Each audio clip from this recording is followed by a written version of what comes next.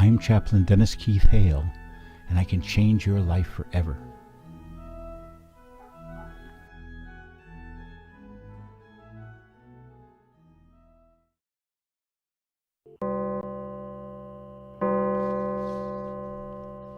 If there is even a glimmer of hope, ladies and gentlemen, the next voice you shall hear might change your life forever.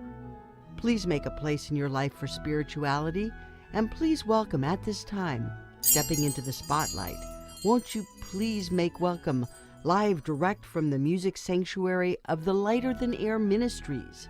Here he is, Chaplain Dennis Keith Hale. Well, hi again, and glad of it. Ladies and gentlemen, I'm Chaplain Dennis Keith Hale.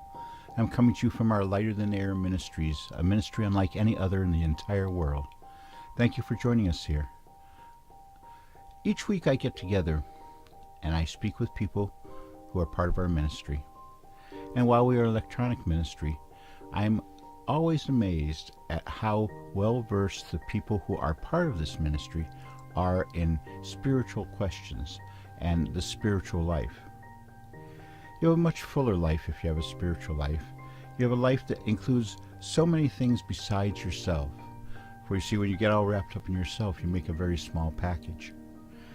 We want you to enjoy the benefits of an open and free life.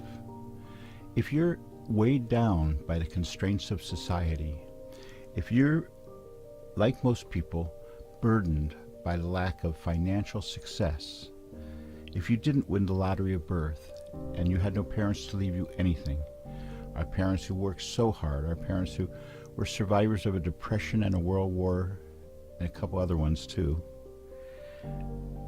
they built up equity when you could build up equity in America. They bought a piece of the rock when you could buy a piece of the rock. Now, all that you're left with is peripheral. The things that the families don't want anymore, or the things that their children are letting go at a premium to fund their entire rest of their life. There's very much of a system of people in the United States who are anti-you and pro-them. It used to be we included yous in with us, that we took people along with us as we went to the top. Now we use them up and throw them out. If this is what's happening in your life, if you're reaching retirement age, you're being chewed up to be spit out soon, most likely without a pension like our parents had, most likely without all the benefits and the collection of wealth that our parents had. You need to get something on board for yourself. You need to get some sort of feeling, a structure for yourself and your own spirituality. Remember when they took you to Sunday school or religious instruction or catechism or whatever you'd like to call it?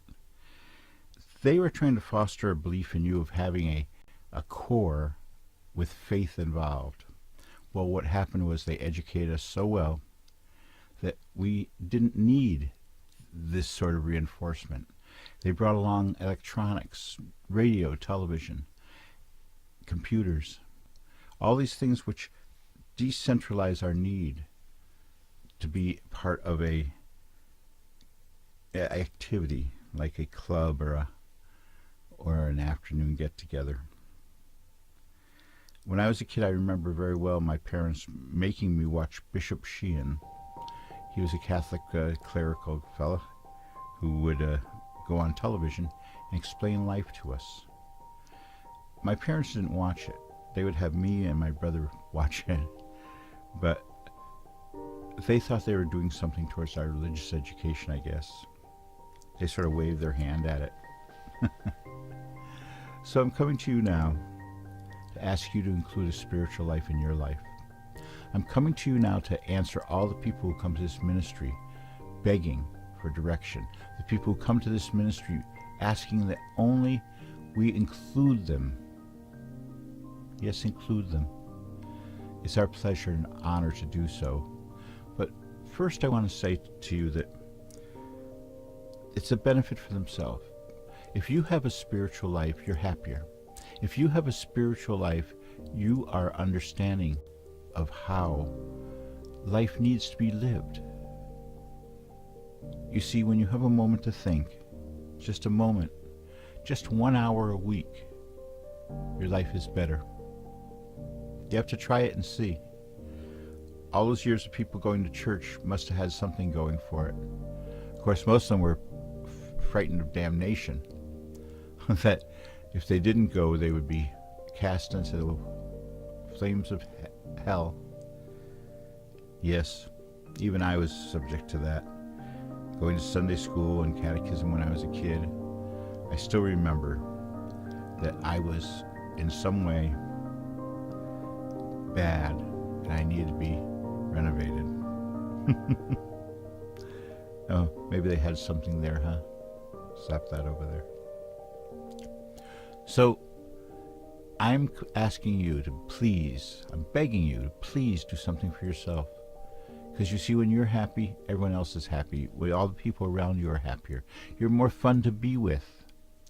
You're less stressed out, and your medical isn't bound up in all the pills and medicines and all the things it takes to make a healthy person now. If you're stress-free, the tranquilizers, the blood pressure medicines aren't necessary. If you're stress-free, you'll see your life as a much broader thing. Able to embrace other people and not make that very small package.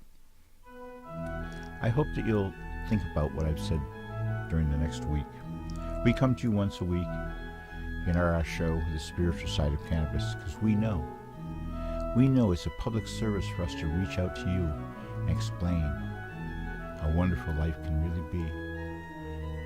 If we didn't, we'd feel bad. Just like if you know a great restaurant, you tell your friends where it is. Then it gets bad because everyone's going there, and they're overwhelmed. We don't have that problem yet here at the ministry, do we? Last week we had just over 300 people watch last week's show so far. Thank you to each and every one of you for joining in with us. It makes it more fun. On that, I wanted to end this week's show, as I think always should be ending it. As you go through your life, I hope that when you need it the most, you find mercy. And as you go through your life, that you go with grace. Good night. Hope to see you next week here on the Spiritual Side of Cannabis. Good night.